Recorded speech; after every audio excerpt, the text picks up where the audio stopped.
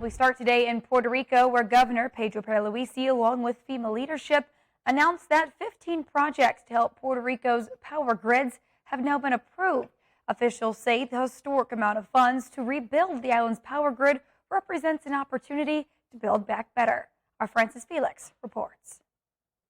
Puerto Rico's electrical generation, transmission, and distribution system are on track to be restored with the approval of funding for 15 projects under FEMA's Accelerated Obligation Strategy. The projects represent more than $107.3 million in approved federal funds to launch what will become a more reliable electric grid for all residents of Puerto Rico. This project is part of a teamwork between FEMA, CORE, LUMA, and the Authority of Electric Energy. The idea here is we work together with Puerto, PREPA, and LUMA in terms of them sending us projects that they, in the order that they have them ready for evaluation.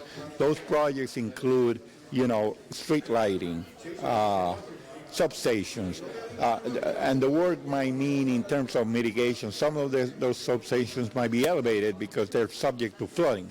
So it includes a whole variety of projects, substations in different parts of the islands, generation projects for PREPA.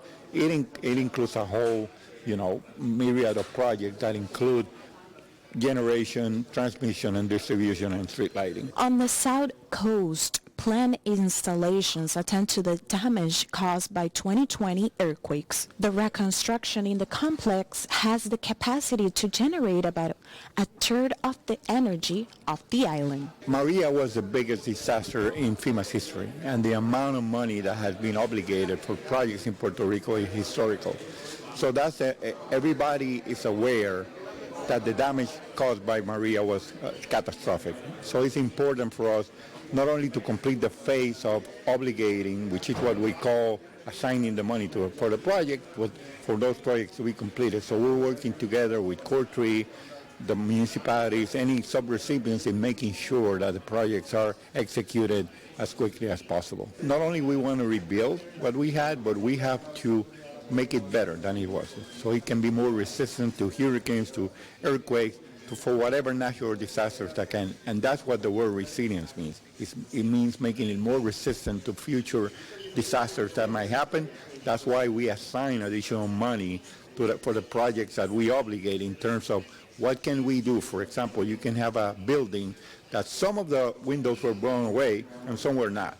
And we might obligate and say, okay, we're going to replace all the windows in the whole building, those that were damaged and those that were not, with more resistant windows. That's a very simple example of what resilience might mean. Well, we have been making progress. I mean, you have to remember that LUMA came in last year. Now everybody, I think, feels that the momentum has been growing. Now it's going to be easier to make the projects work because now we know what we expect of each other, what everybody's role is. So that is better defined now. We're working together. We finally kind of mesh, and I think we're going to see a lot of progress. Governor Pierluisi expects that 21 more projects will be approved and in progress by the end of this summer. Reporting from Guaynabo, Puerto Rico, Francis Felix.